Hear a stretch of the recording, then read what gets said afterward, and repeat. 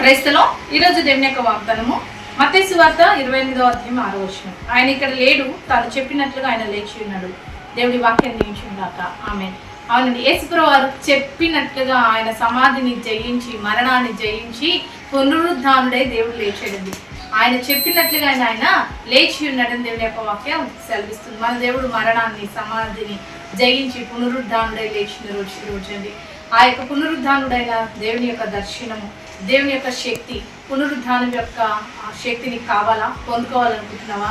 జయించిన జయశీలుడు ద్వారా నీవు కూడా నీ జీవితంలో సమస్తాన్ని జయించాలనుకుంటున్నావా? అయితే దేవుని వెతుకు. ఆనాడు మగ్దలేనే మరియ పెందలకాడ వెళ్ళి దేవుని వెతికిందంటే అండి, ఆయన చెప్పినట్టుగా లెగుస్తాడని విని దాని ప్రకారం మగ్దలేనే మరియ వెతికినప్పుడు మగ్దలేనే మరియకు దేవుడు పునరుద్ధానపు దర్శనం ఇచ్చాడు.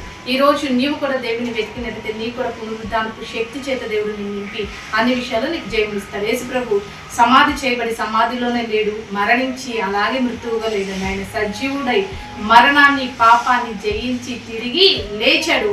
ఆ లేచిన దేవుని యొక్క శక్తిని, పునరుద్ధానపు శక్తిని పొందుకొని దేవుని మహిమపరచు.